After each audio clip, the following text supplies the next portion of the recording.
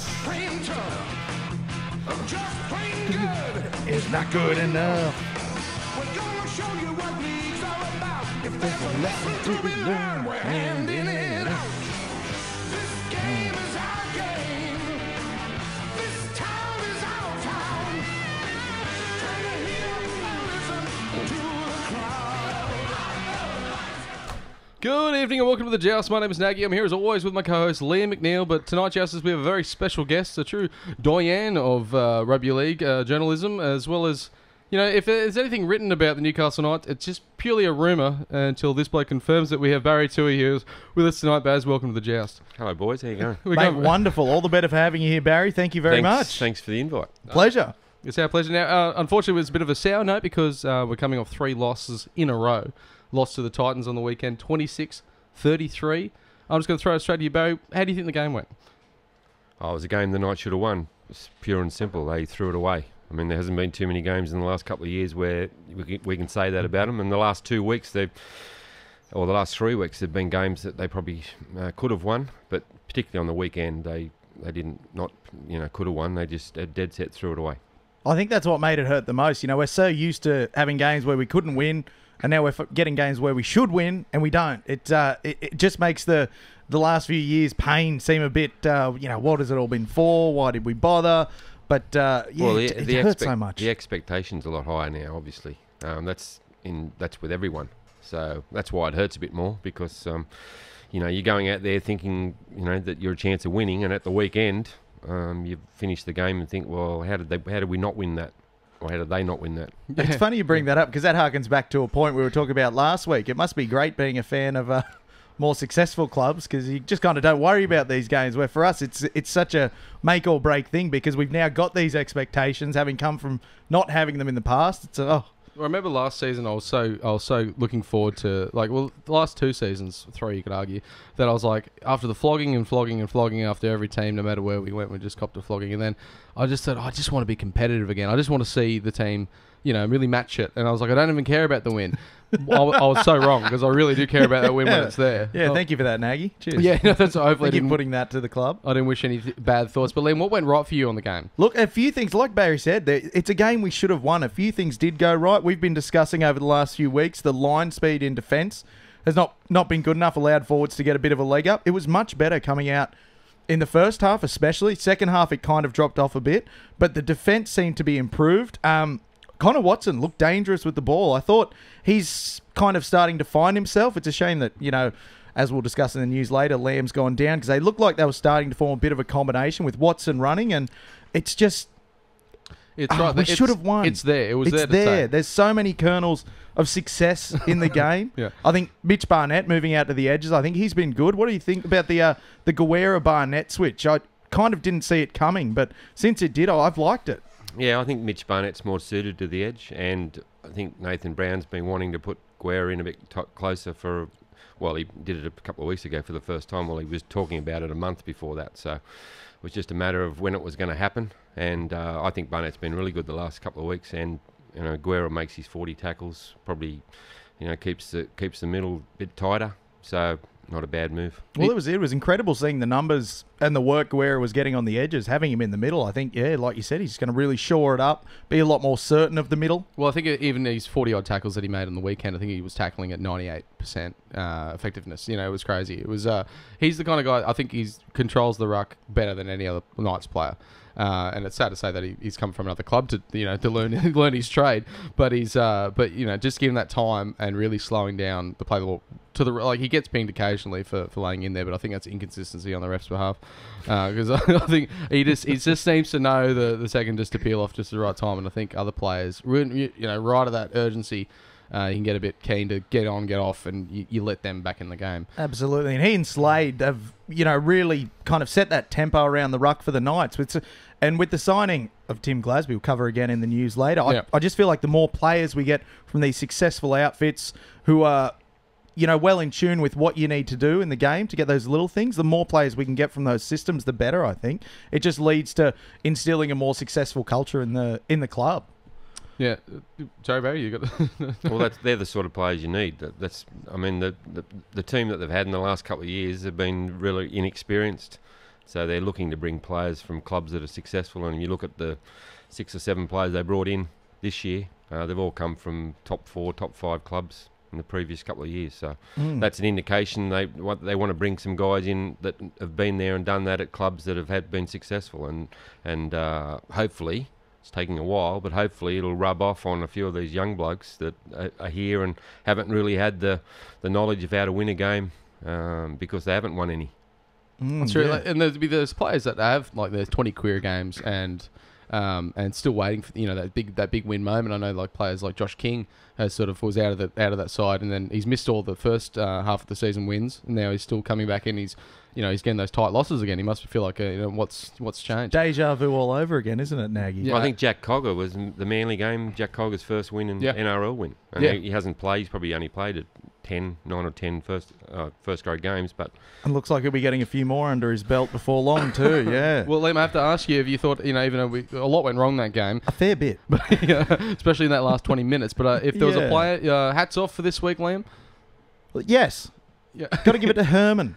Big Herman. He's been a great signing for us. He was leading from the front. He had to come on early due to Safidi's injury, but ran for 129 metres. He was the only forward to break the 100-metre mark, which, as we've discussed before, is kind of that magic number you want to get as a forward to be injecting yourself. He had 37 post-contact, 5 tackle busts. Keeping in mind, listeners, that our stats, as every week, are brought to us by...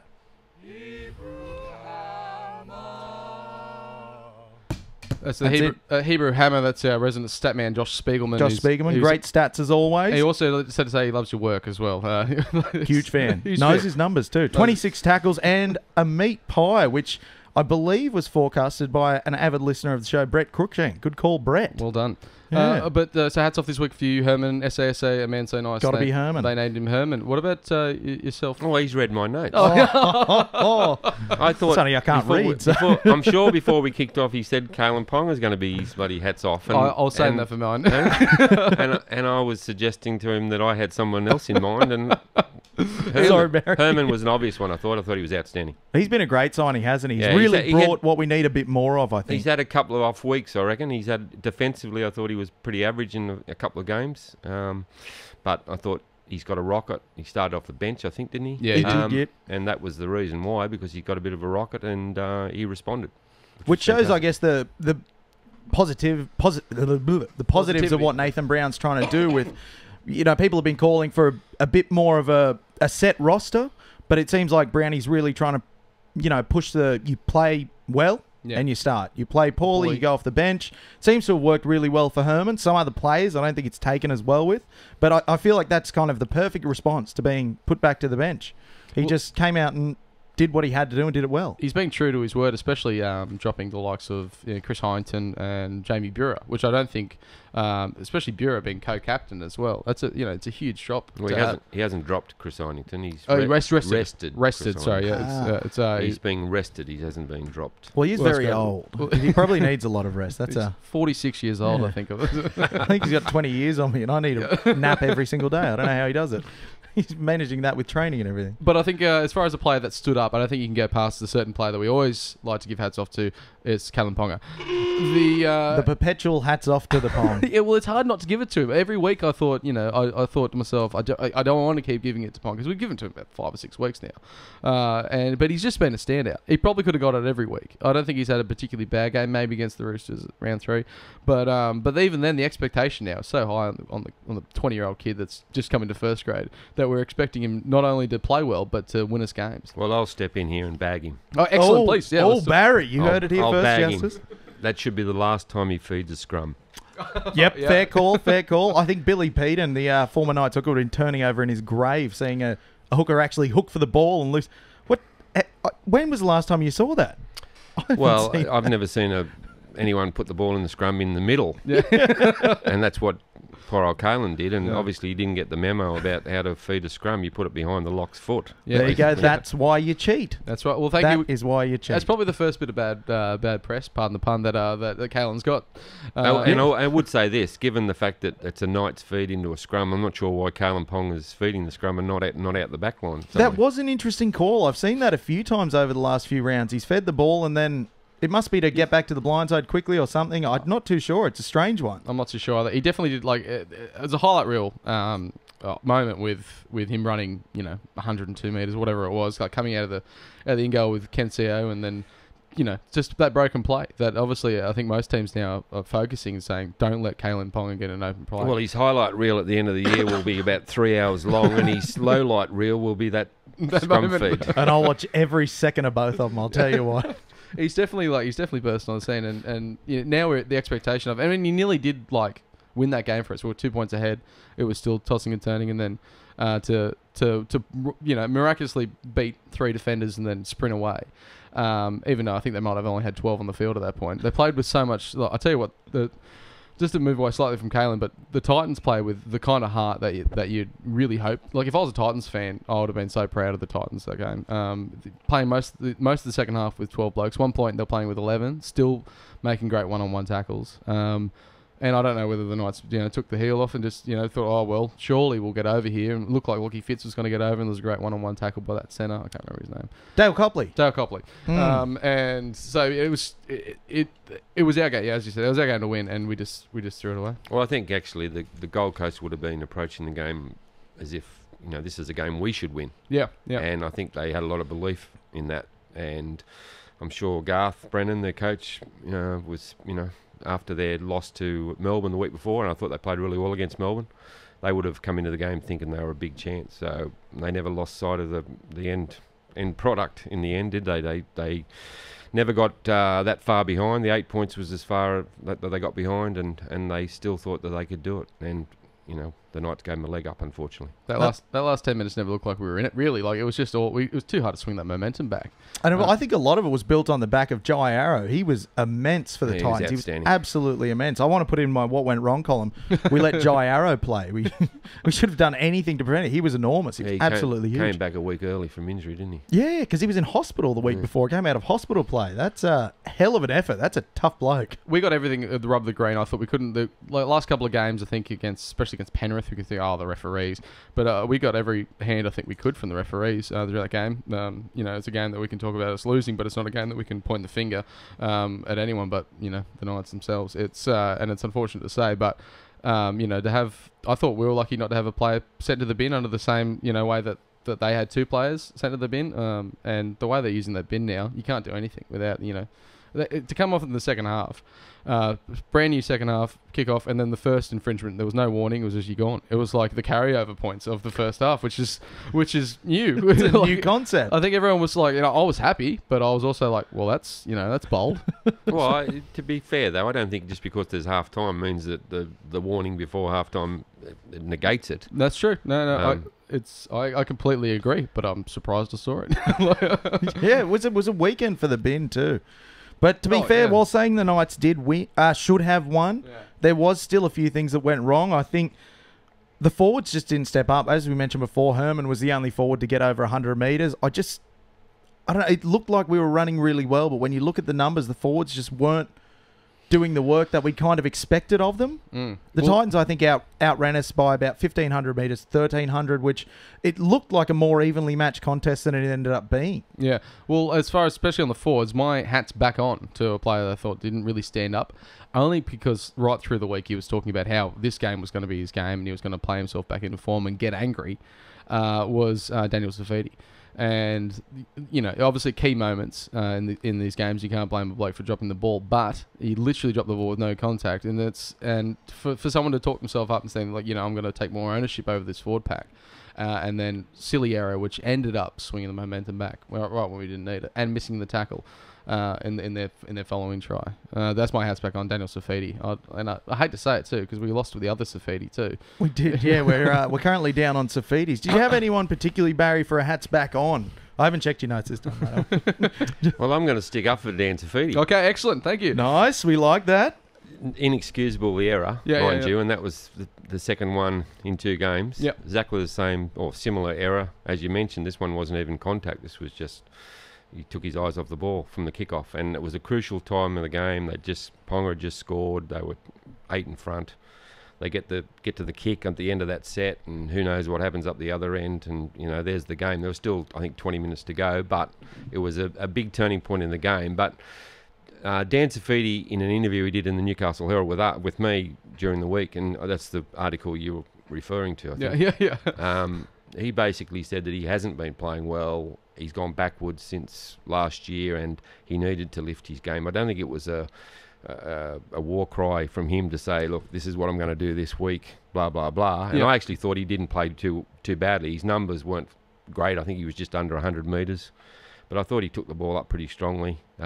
He's looking for a bit of confidence, and that's probably not going to do him the world of good dropping the ball when he did. But and he copped it from the coach, and that's fair enough. But I still think that from an effort point of view, I thought his effort was pretty good. And I'm glad you mentioned, you know, he wants to improve because of his form last year. It's easy to forget how young he is. He had a breakout season last year. He's 22. But he's still only 22. And he's coming off a shoulder recon. Yeah, he And can hardly so- be expected to keep those elite numbers up at his age so far. And I reckon if you look at his season last year, the back half of his season was when he really played really well. So give him a little bit more time. He knows he's got work to do. He knows he's not performing like he should be. But, I think he'll be all right. Oh, we love our twin towers here, the Safidis. Absolutely. I want Some to of see him, our favourites. I want to see him back in that side, and now especially that Jacobs, made his way back in that side. That's it. Do we And think then, Dan can play for two Safidis? Well, he's just got to play for one at the moment. Just I play reckon. for one. Because I was going to say, those jerseys are hard to get off. So it might take a bit if he's Wearing going two off of the them. field, switching it off, getting the other one on. I don't think he could do it. So we won't put that on him. We won't put that on him. No, but did you think it was a player maybe that didn't live up to your expectations, Baz? Oh, I'm just trying to think. Look, I just think there was a few errors here and there, from players at crucial times. Same as what has happened in the last 3 or 4. It's not like a player I thought played terrible. Yeah. Just lapses. You look at certain things in the game and missed tackles here, that sort of thing. I don't think there was anyone that played really poorly. Obviously, Denny Levi didn't get a lot of time. I don't know how much time Denny Levi got, but I think he got 30 minutes, but 33 he? minutes, Okay. yeah. But it's he didn't. It was only one run, I think. was Yeah, there. yeah. I think he got a lot of his minutes in the sort of back end of the second half where we just didn't see any of the ball, and because I expected him to be running right, but maybe he didn't get on as quick as he thought he would. It's obviously hindsight's a beautiful thing when you're sitting in a garage, but it's whether he got on earlier and maybe could have done some more. But I think even Slade Griffin had quite a few runs. I think Slade had a few runs. I think it was 7 runs for 55 metres. Thank you, Hammer. Yeah. But he's starting to introduce a bit more running into his game, which I really like. Towards the start of the year, it was very much the controlling hooker, feeding the ball to the forwards, then onto the backs. But he seems like he's introducing the little snipe into his game, which I love. I think it's great.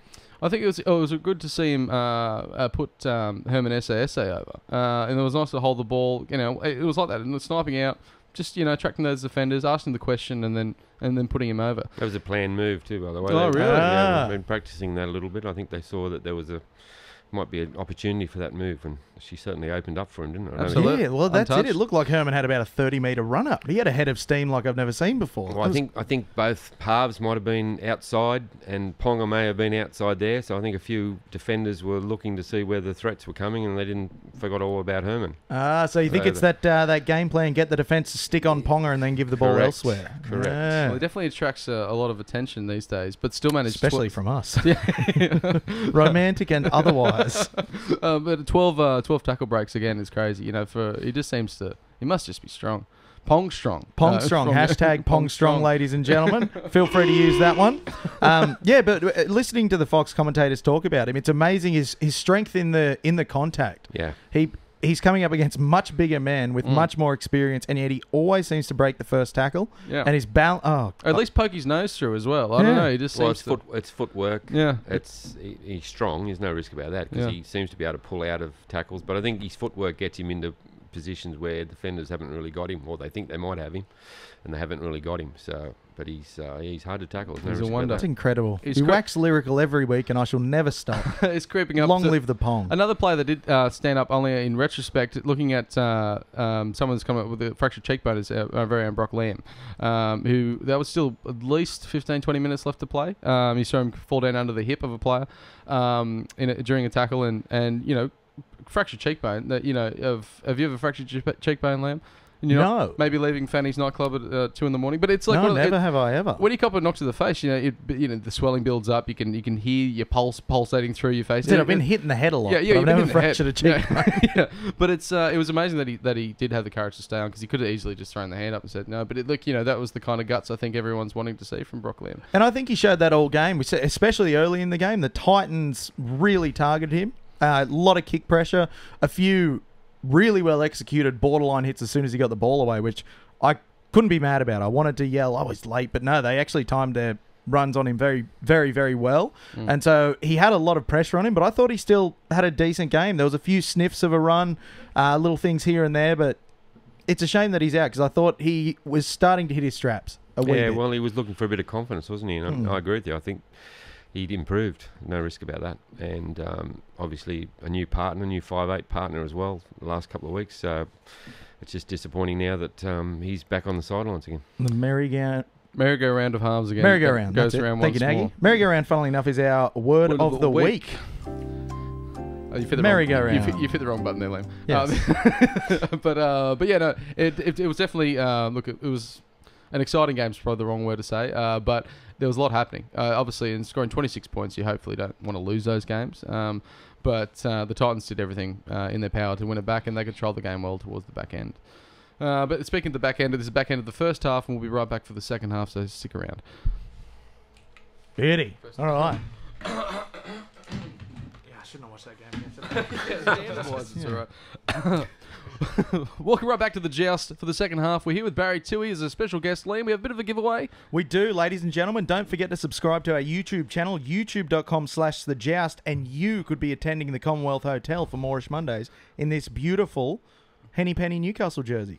Where that's great. Henny Penny. What season was that? I think it was before 97, but I feel like It everyone was thinks pre-97, it's because 97 was BP. Yeah. It's definitely one of the favourites, and also the favourite establishments, Henny Penny in Newcastle. It's a wonderful restaurant. And I'll tell you, another wonderful restaurant is attached to that Commonwealth Hotel. The Commonwealth Hotel Bistro there. I know I'll be going tonight for Moorish Mondays. I'm in for dinner. We're all in. Barry, you want to come along for dinner? I got mine ready at home. Oh, nice. We better shuffle along. It's a good place, though. Good place, the Commonwealth Hotel. A great pub. It's a fantastic venue. Now that we've covered that, now we have a signing that we need to talk about. Very very special signing. Barry, do you want to walk us through this one? Well, you're talking about Tim Glasby. We're talking I about Tim take it. Glasby, yeah. Origin legend Timothy Glasby. Yeah, well, he's come on board for 3 years. Signed late last week. So, good signing for the Knights. He's obviously a Queensland Origin player. He played the last 2 games of last season. I think he's played 95 NRL games for Melbourne. Come out of a great system, obviously. Look at how well Slade Griffin's going. He was, a bit of a bench player, sort of a backup down there, and he's established himself here. So this bloke's a good player, good front rower. I wouldn't call him a dynamic ball runner or anything like that, but he's a good player, and he'll be we wish we had him now probably.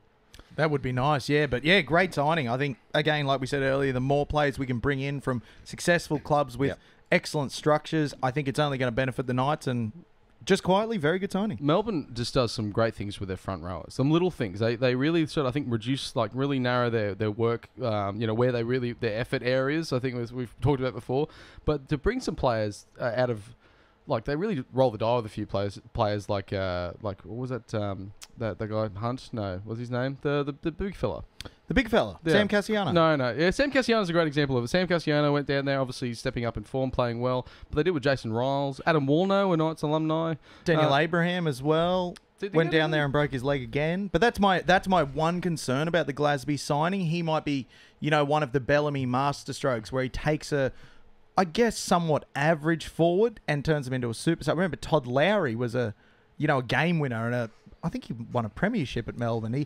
Bellamy has this great gift of bringing in forwards who maybe aren't as good as other forwards in the NRL and turning them into these excellent role players. I don't think Glasby will have that effect, but it just worries me knowing how good Bellamy is with forwards who are often unheralded at other clubs. I just worry that that's going to be the case. He'll leave Melbourne and we'll realise, he's not very good. Hopefully that's not but the case. I don't think it is. Well, he did play Origin. Well, he is an Origin player, isn't he? Yeah, well, you can't get by. And Good point. And the last 2 Origin games when they did that sort of facelift on the whole side, which is I still haven't recovered. Oh, no. Well, if you remember rightly, I think might have been the Daily Telly, was it? They used to work for. I'm pretty sure they had the headline on the back page, Tim Who. They did. Oh, right, yeah. When he came in, well, we know who he is now. Yeah, We do. Absolutely, and I'm sure he's going to be a fan favourite straight off the mark. Oh, absolutely. Speaking a little bit closer to, rather than right down in the future there for next season, we've got plenty more of this season to play, and this season we've got a game against the Sharks this weekend. Liam, do you have the details there? We do. As usual, our stats brought to you by the Hammer, our dear friend down at... where does he work? Wherever he is. Sydney. Somewhere in Sydney. Yeah. The Sharks have been a funny one this year. They started out a bit rough. They seem to have been chopping and changing their lineup, but the last few weeks have fallen back into that classic Sharks grind that won them the 2016 Grand Final. They've really been grinding games out. They've been close games. Some cases they've been ugly games. And I think we've really got to worry about the Sharks this week. A few danger men we've got to look out for. Fafita is almost in career best form, which is saying something given the form he's been showing in the last few years. But the way he's played with, I think it was Gallen, Lewis, and Wade Graham out, he's just lifted their forward pack. Last week ran for 169 metres. 61 of those were post-contact. 4 tackle busts. The average is 3.2 per game. He's just been dynamic. He's been unbelievable. And Gal, coming back, I think he averaged ran for 149 metres, 58 of them post-contact. Their forwards are really building them a good platform that even though their back line has been a bit disjointed, they can still get it done. They can still finish a game really strong, which I think can be one of Newcastle's weaknesses. We can be ground out of a game. Yeah, well, we can lose a game lots of ways, really, but it's and that's one of them. That's one of them. That's but obviously the Sharks, obviously not that long ago, putting 62 points on us. I think that scarred all Newcastle Knights fans. But Baz, I have to ask you, coming in, this is our, we've lost 3 on the trot. We've got some injuries in key positions, being Brock Lamb and Jacob Safidi now, but obviously still resting the injury of Mitchell Pearce. Where do you see the change up? Do you think we can actually get the win against the Sharks? Oh, it's going to be difficult. I think they're coming off 5 straight wins, the Sharks. I think their win yesterday against the Bulldogs was their 5th in a row. So, and they've had a lot of injury, as you mentioned. So they've ridden that, and they've had enough backup, obviously, to ride that. So, look, I presume Cogger will come in for Lamb. Heinington will probably come in for Safidi, and I couldn't see them making any more changes than that. I don't think there's anyone else that's really pushing a barrow for first grade, so it'll be a pretty similar lineup with a new halfback. Look, they're just going to have to play a hell of a lot better than they played at the weekend, obviously, to knock over the Sharks, who, as you say, they grind teams out and they don't give you anything, and they're defensively they've been pretty good the last 5 or 6 weeks. I still don't think they're the greatest attacking team going around. Obviously, Valentine Holmes the last few weeks has been really good for them. And you mentioned Fafita, who's been outstanding. He's had a great season for Fafita, and he's really stepped up when those guys were out. So, look, it's going to be a massive ask at home. It is at home, and it is on a Sunday, so the Knights will get a massive crowd, and that'll help. But I won't be tipping the Knights, unfortunately. I don't think either of us will either, which will be the first time I've tipped against us this year, I think. Well, I probably won't either, but also... I'm not a very good tipper. Well, neither of us are good tippers. I think at the Commonwealth Hotel, I think I'm running about 75th, and I think you might be hanging in the 60s there, Liam. I'm in the very, very high 60s. The reason, I don't know... Teetering on the low 70s. I don't see any reason why you should listen to us about rugby league Out whatsoever. of 77. Well, to be honest with you, I'm in the tipping competition in the Newcastle Herald, and we've got a dog in the tipping competition who's the underdog. Yeah. And, and the underdog takes all the outsiders, and for the first 8 weeks of the competition, I was behind the underdog. So I'm not going to be talking about anyone's tipping Now, prowess. the tipping skills of animals are nothing to be sniffed at. We all remember the octopus from the Soccer World Cup. Yeah. Do we? Do we all remember that? Remember Yes. that? Well, he Yes. chooses the thing. There you go. So there's something they know that we don't, I think. Yeah, well, the underdog's coming last now. I've jumped above the underdog in the last couple of weeks, so I'm happy about that. Good to hear. Another danger man, actually, which is a bit bittersweet for Knights fans, is Jesse Ramian, our signing for next year. He ran for 100 metres last week, 6 tackle busts, a line break, 20 tackles at 80%. He's averaging 2.4 tackle busts a game, 95 metres run, and 0.5 line breaks a game. So I think that's an area we really needed a bit of spark in, and this will be a very good audition for Jesse Ramian in front of the home crowd. Actually made his debut against the Knights last year and scored a try at the stadium. Oh, damn it.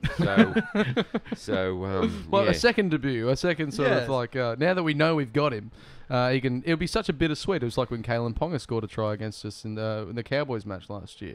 It would just be like, well, we're happy that we've signed him, but we're really unhappy that he's playing now. It's like if he plays for Queensland, I don't know what I'm going to do with myself. I sort of want to be hit him, but also don't hit him too hard. But we, Well, we don't want him to play for Queensland. Oh, no, let's no. be No, honest. yes, I'll- give him time. And not because of the reason we don't want him playing against New South Wales. We want him fit and healthy for the Knights. That's it. I don't want him missing games in the No. red and blue. I thought Brownie did a really good way a few weeks ago when the Origin talk started around Ponga, and then instead of saying like I don't think he's ready, he's like Queensland's always chosen a really good time to choose these players, and if so they choose that he's ready this year and doesn't deserve another year in the NRL, good on him. Like in that sort of even that like. He doesn't want to say, "Don't pick him, please don't pick him." He's keeping this side alive, but at the same time, you can see That's it. They get it. He kept it classy. They get a $10,000 fine for speaking out against the refs. Do you reckon if Brownie's come out and said, "Please don't pick him, please," 10 grand fine from the club? Oh well, maybe not from the club. Well, he's not Queensland telling, Origin? He's not telling the referees not to pick him. yeah. Someone's got to fine him. It's only the referees, isn't it? Well, Apparently, yeah. But You say anything about anyone, but not the referee. not the referee. You can say anything you want about Wayne. My only concern about Jesse Remian is that we give him the Knights treatment. I think a few of us may remember just after Trent Hodkinson had signed for the Knights, they played the last round. He played the last round for the Bulldogs at Marathon Stadium, Oh, did his and wrist, yeah. Tarek Sims made it his personal mission to basically break Trent in half. Yeah. And he ended up missing the first half dozen Didn't games have- of the season. Didn't have a pre-season because he did his wrist. Yeah. So I'm just hoping we don't do the same to Jesse Ramian. Baz, I've got to ask you, in the whole time that you've been around, especially the Knights club and all the coaches that have come in and out of that side, where do you see the current sort of coaching staff and administration as far as to deal with personally, and as well just we always talk about this long-term plan. Does that reflect back in a person-to-person basis? Do you see them as the sort of when fronting the media as that sort of confident professional that he sort of makes out to be? Well, yeah, I do actually. I think that their plan has been pretty obvious when they've come in. The salary cap was in a pretty ordinary state. Well, it was in a terrible state, not a pretty ordinary state. And people have got to remember at the moment, and we'll talk about it in a minute, but getting back to your question about Brownie, you're talking about Brownie and Darren Mooney, obviously. Well, it's the first time in the Knights' history that basically the coach has not been in charge of the salary cap. Right, okay. For one thing. And that's why the salary cap was probably in the situation that it was in when Brown took over. Darren Mooney's come in, appointed by the club, and Nathan Brown basically will discuss potential signings with Darren Mooney and tell him that, yeah, this bloke would be good or that bloke would be good, but it's up to Darren Mooney then to decide whether, okay, we can afford to pay for him for a start, or, whether he's worthwhile or whether he fits into the actual roster. So that's been taken out of the hands of the coach, which I'm sure like the likes of the Bulldogs and Manly, they'd be wishing that was the case in their joints at the moment, where their salary caps are absolute messes because the coaches have come in thinking, okay, well, we'll back end a whole heap of contracts and I'll get some success and then I'll take off, and the next bloke comes in, he can deal with it. Well, So anyone after Des, is that what you're saying? basically, yes. Basically, in both joints. Exactly joints, right. yeah. So, look, that's where it sits at the moment. As far as the plan goes, there's a plan there. We all know about the plan. We all know about having to sit around and wait a little bit longer and all that sort of stuff. But it's getting to the stage now where Knights fans have been very patient for a long while. So, and that's why results like the weekend hurt Knights fans as much as they do, because, you've got into a situation now where, you've got some players there that can do a job, and unfortunately, they stuffed it up at the weekend. But as far as the cap situation at the moment is, and Knights fans should remember this, Newcastle's, I would imagine at the moment Newcastle is operating off a cap that's probably 2.5, a little bit more, million less than some of the other clubs. And the reason I say that is because they've underspent over $1 million for this year. And obviously you've got Mitchell Pearce on the sideline, you've got Moga on the sideline. So you're looking at least 2.5 million less available players than what the leading clubs have got, which makes a massive difference. I mean, you're talking about 2, 3 or 4 marquee signings, basically, less than what some of the other clubs have got. So that's a situation that the Knights have got themselves in. They know why they've done it, because the players haven't been available. They're waiting for the right players to come along, and when they do come along, they'll spend the money. Until they do, they'll sit on their hands, and if they want to be under the cap again next year because the right player's not there, they will. But eventually, there'll be some players come on the market that the Knights will have a lot of money for that other clubs won't. Well, I'm glad you brought that up, Barry, because it seems to be, ever since Pearce got injured, now Lamb's got injured, Knights fans are immediately clamouring for, well, let's sign Carney, let's grab any half, let's grab anyone who's basically on the market and available. And it's like, well, no, that doesn't fit into Brownie and Moon's plan at any point in time. There's been nothing from them that would indicate that's the kind of signing they'd make. They're not going to go out splash on one guy who'll fill in for a few weeks just so we can, maybe get close to some wins when we've already got, halves on the books. And yeah, then, like you said, that's cap money that we won't have, say, next year when someone huge comes on the market and we can make a massive play for. So I love Browns and Moons. Yeah, they're not. They won't sign. Put it this way: they won't sign anyone before June 30 that they don't think should not be here next year. Right. Which means that if whoever comes on the market, an average player that might fill a hole for them for the rest of the year, that they won't worry about doing it, because they'll think to themselves, well, if he's not good enough to be here the next year, the following year, or the year after that, then we're not bringing him in for the quick fix. Which is hard, I guess, in a results-driven game. It's hard for the fans to stay cognizant of that. There was a great interview, Ivan Cleary on NRL 360, where he, in great detail, outlined the rebuilding process of a club to Paul Kent and Ben Eichen. And, he said by year 3, that's when you start seeing results. And it's like, well, we've been through the 1, we've been through the 2. We're in year 3, we're starting to see results. They're not, the best results. We're not on top of the comp, but we're seeing results. We've already won as many games as we did last year. That, I'd argue, is a huge success, nailing that number in the first third of the season. We're starting to get players interested in the club. It's all trending positively. Maybe it's not translating on the field quite yet, but in terms of how long it takes a club to rebuild, how much work goes into it, and the whole entire roster turnaround, I think fans need to just remember that it is a process. It's not something that happens overnight. Baz, where do you see this, obviously being around the club for such a long time and seeing different coaches come in with their different rebuilds?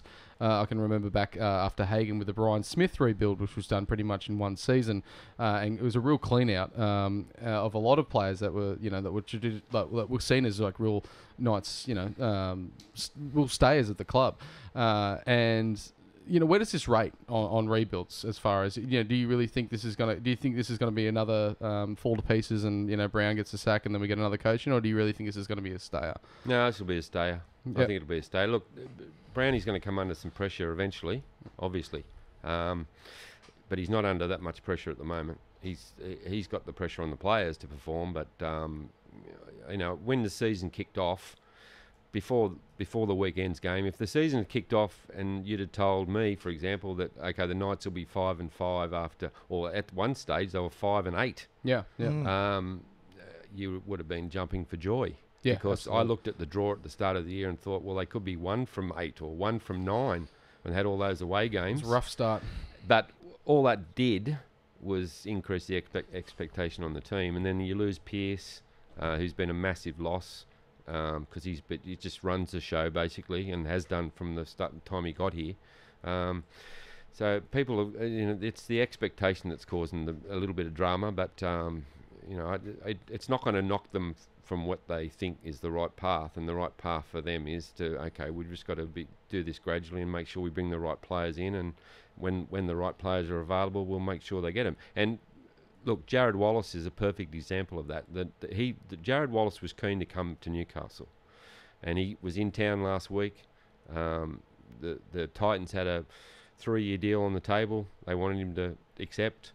The Knights offered him 3, and the Titans came back with an extra 1. If the Knights have gone for the extra year, probably they would have got Jared Wallace, but they weren't convinced that, and he's an Origin player, 26-year-old. They weren't convinced that down the track he was going to be the right person for that amount of money. We're talking probably $700 a year, just about $700,000. So they dropped off. Stuck to the guns. Stuck to the guns, even though they're desperate for front rows. And I think we've been guilty of that in previous years, especially around that, the Brian Smith area, the Wayne Bennett area, is just that throw the cash, get them now. And Well, they were looking for instant results. Yeah, and that was the difference. They were looking for instant results.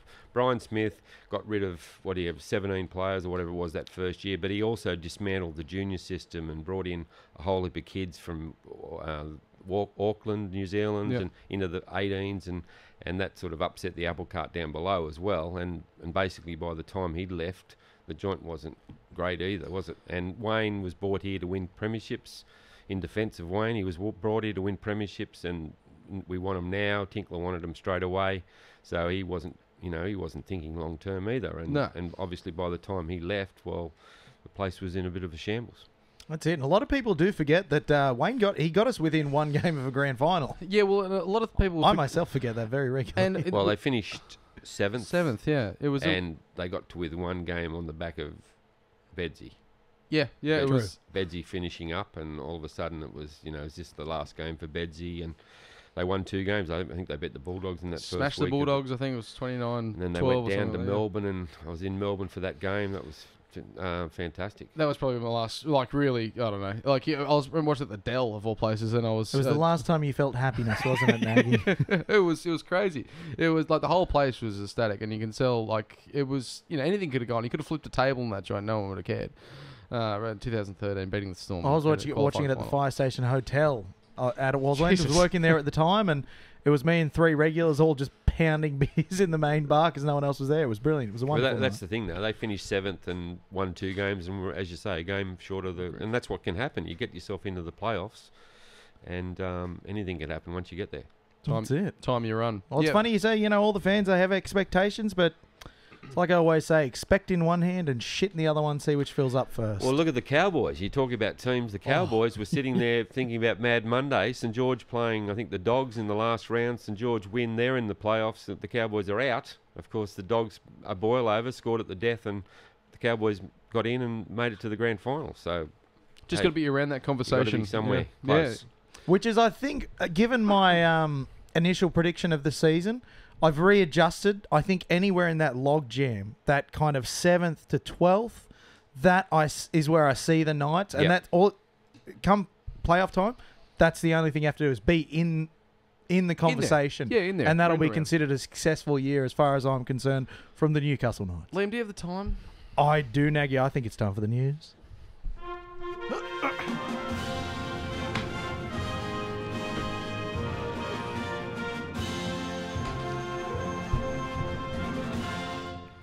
That's right, the news then. We've got lots of news this week, Liam. What's the first one off the... First one off the bat. Now, this has been a contentious one. The world's been blowing up about this. Everyone from all corners of the globe.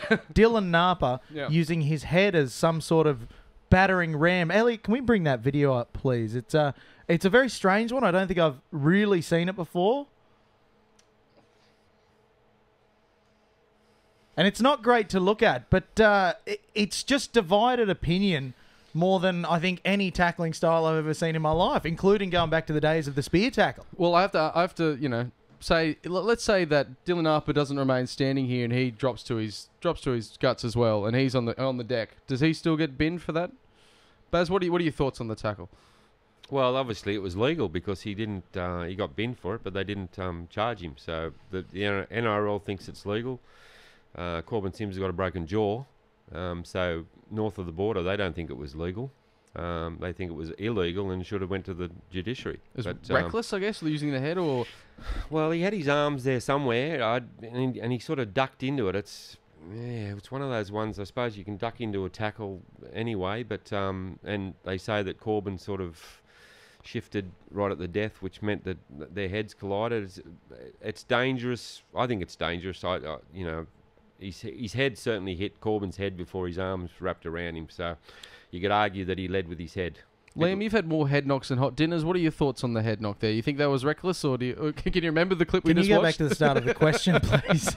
No, I think, it's funny a lot of people shifted the blame onto Corbin Sims for, late footwork at the line. But as far as every other, say, reckless or careless tackle you see go to the judiciary, the duty of care remains upon the player making the tackle. The onus is on the player making the tackle to not make the contact, even if it's incidental, accidental contact with the head. We saw with Sam Burgess against Canberra, swinging arm to Aiden Caesar. Yes, it was reckless. Yes, it was careless. He got a few weeks, and no one really said, but Caesar was falling. It was, no, Sam Burgess stuck his arm out and swung it at his head. Whereas in this case, no one's saying, Dylan Napa stuck his head out and ran with it. And it's an interesting style. And if you watch Dylan Napa over the last season or two, he does defend like that. And it is a very, very all or nothing sort of all attack. or nothing defensive style. If he makes that hit, it's huge. It's huge. It's the hit of the season. But you then run that risk of, if you miss that hit, it's an all or nothing, like you said, Nagy. Careless, would you say? Possibly a careless act of... I would say reckless. You'd say reckless? I don't know the difference. Barry, reckless is a bit worse than... Reckless is worse? Worse than careless, yes. Intent is careless then, I think. Yeah, careless. I'd go with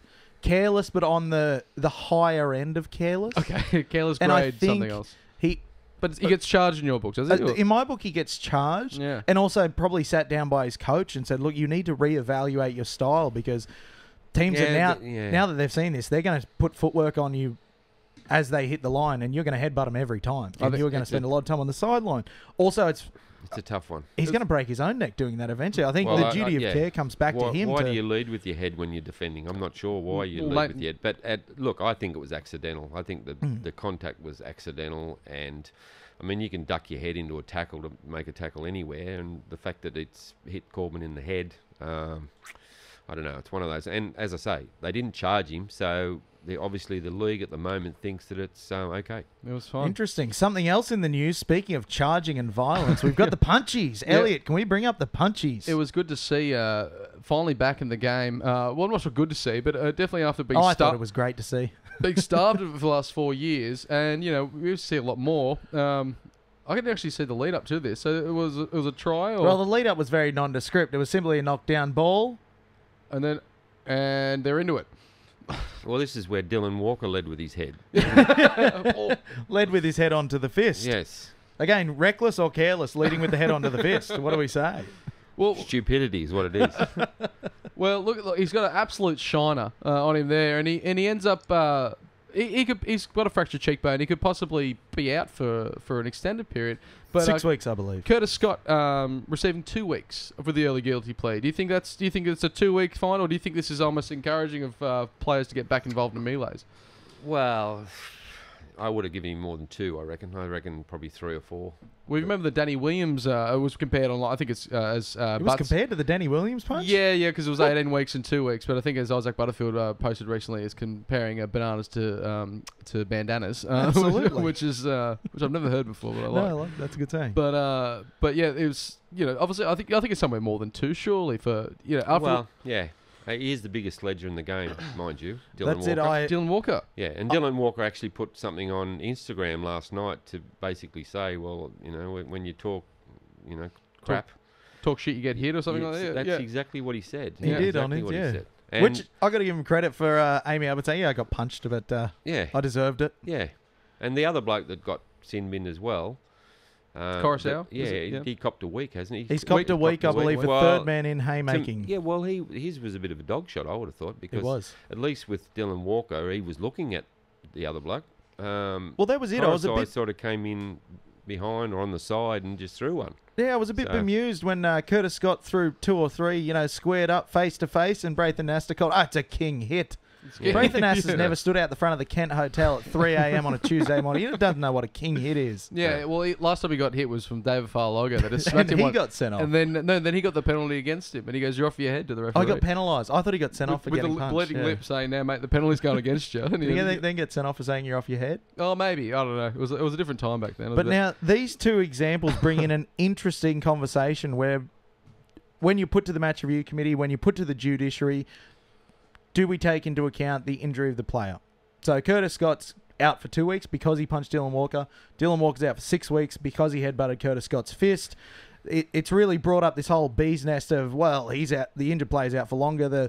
The You could The punching player should have got longer. In 2008, could New South Wales imply this and just go, can someone go out there and just whack Cooper Cronk? You know, because they want to get Cameron Smith and just give him a punch fracture, his cheekbone. He's out for 2 Origin games, and then you sacrificial lamb. It could have worked. It could have worked. Surely it would have. Maybe not for game 1 where you lost a player, but if you don't have these harsh penalties against the players that are doing the hitting. Well, Billy's the last one of the big 4 for Origin, so let's get Curtis Scott in the side for game 1. Just see what happens. He's got a not bad straight right on him. Yeah, very good right cross. Very good. It's all nonsense. Hopefully, we won't see any more punches for. Well, it's funny that we're talking about it because back 5, 6, 7 years ago, they were happening every week, and we weren't talking about it then, but we're talking about it now because they've outlawed it basically. Isn't it something? I wish they'd bring it back. I like. Well, they can't bring it back. Well, they say we know we said no more punches, but go on, boys. You've got one free one each game. No. As long as they're looking at each other, let's get it on. It's just a shame. Growing up watching footy in the mid to late 90s, early 2000s, there was some great one-on-one battles, some great blues, and it's just a shame that it's gone. But yeah, well, we've got the slapping now, haven't we? Yeah, the slapping. We've got the slapping. Or the jersey, the jersey punch. The jersey punch. Yeah. Well, or the choke. We've seen the choke as well. Yeah. Who was that? Cameron Smith, I think, put the choke on Bo Scott. Bo Scott put the choke on Cameron Smith. Oh, I thought it was. Oh.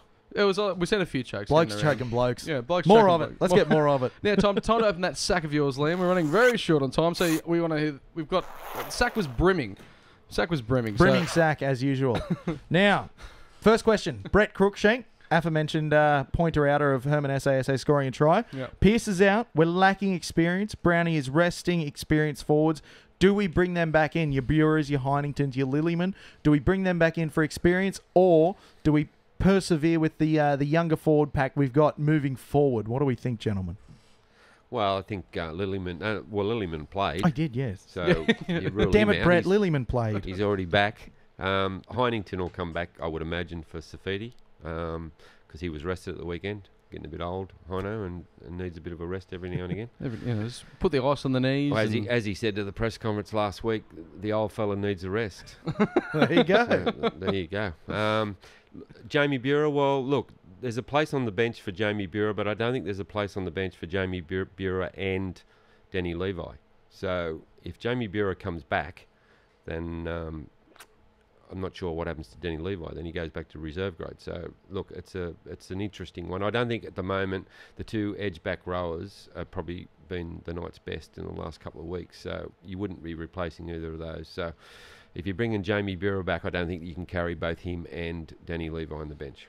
Especially against a team like the Sharks. I don't think you can have a small bench against the Sharks, who, again, the base of their game very much on moving it up through the middle, making yards gritty, blah, blah, blah. You need some big... You need big boys. You need starch. You need Big starch boys. coming off your bench and rolling through. You need a big bag of potatoes on the bench.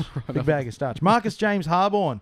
Now, Marcus asked us to forecast some stuff. Yeah. Who's the next big signing? And are they from the forwards or the backs? Where do we need this most? Well, it's a tough one. I think as Baz was saying before, they're definitely patiently waiting for the right player to come on to the scene.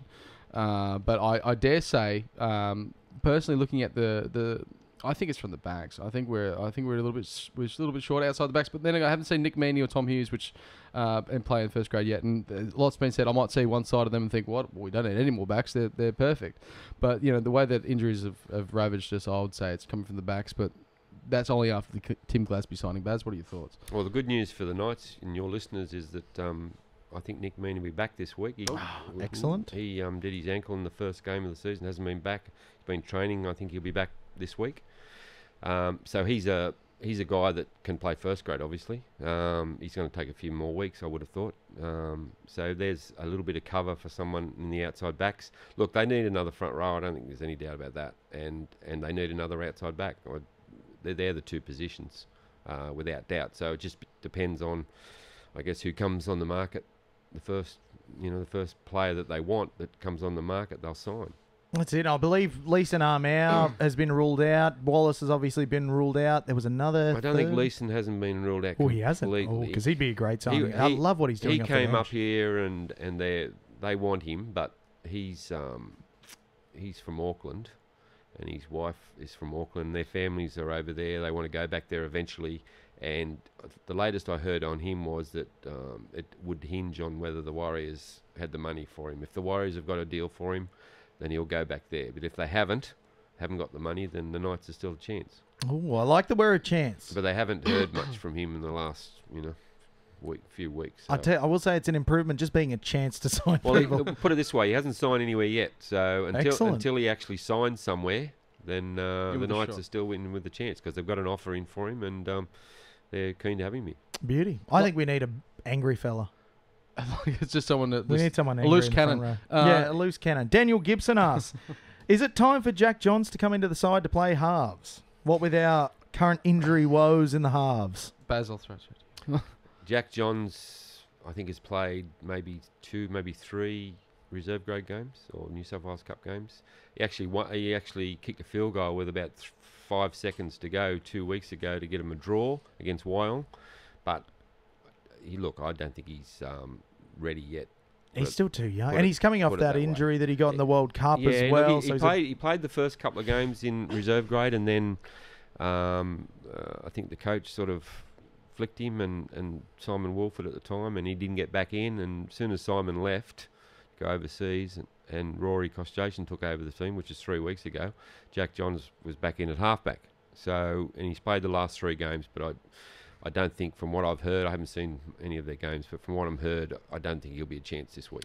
It's a shame because that's we've got that question a few times throughout the season, and God, having the Johns name and playing for Newcastle that's must not be to such say, a that's poison not to chalice. say that he may not be there if he continues to improve and find his feet, that he may not be there down the track. But obviously the team wants Mitchell Pearce back at some stage too, so we'll wait and see. It's a big ask, I think, for a bloke of his age, and you know, as you're saying, like coming in, just finding his way into his ISP position at halfback there. So, Well, he's not naturally a halfback. He played he's a bigger fella, isn't he? 5'8". Yeah, he's a bigger boy. He played most of his juniors at 5'8", second receiver. So, look, it's too early. Jack Cogger will come back in. I don't think there's any doubt about that, and they'll have to sort out the kicking and general play, which was probably the reason why Jack was knocked back in the first place to reserve grade, because their general play kicking, and they didn't have a goal kicker, which is going to be an issue this week again. But Kenny will have to step up. So we'll have to get our kicking coach Toohey back for the time being. Mark Toohey, you know, he's been the goal kicking coach for the Newcastle Knights. Are you aware of this? No. He does it by It's correspondence. just exclusive. He calls up and he gives some solid advice. Never kicked a goal himself. No. But he He watched a lot of people kick He goals. saw a lot of people kick goals in his career, so he's quite the athlete, Mark Toohey. Now, last question for the night, guys. This is one from Go Nards. I think I've got the pronunciation That's right. Tim Go Nardelli. Nards. Tim Nardelli. Tim Nardelli is a good friend of the show. Yeah. Okay, now, one word answer, gentlemen. Is Ponga the best signing of any century in any sporting code across the world? I say yes. Gentlemen? I say if the season was 11 games long, yes, it's undeniably. Barry? No. So it's a yes for everyone. Ponga signing of the century. I only said no because you bloke said yes. But Yeah, look, Feckle. we are 11 games in. Let's give it a little bit of time. Absolutely. That's fingers crossed. Restraint is not one of our strong suits, sorry, Barry. Thank you very much for joining me again, Liam. Thank you very much, Barry Toohey. Thank you very much for joining us. It was an absolute pleasure to have you. We'll see you all again next week, Justice. Please find us on Facebook, YouTube, SoundCloud, all the pipes, Liam. You know the rest. Twitter, Instagram, and also Instagram. But also be remembered to read up on Tooheysnews as well. Is that Yes, Toohey's News. Saturday in the Newcastle Herald. Matter of fact, I've got one now. That's VB. Wrong right. beer. No, it's not. Isn't it? Toohey's News. Matter of fact, I I've got one now. Oh, Yeah, it is too. No, it is. Whoops. Yeah. We can take that. How do you feel, mate? Yeah, how do you feel? I feel like a Good Toohey's Tooheys. or That's it. two. That's it. Saturday in the Herald. You wouldn't miss it. It's the best article. Thank you very much, Baz. Thank you very much, Liam. It's been an absolute pleasure. It's a bit of a slow start of the song. I thought it was music. That's a great track. Oh, Barry. Thanks, guys.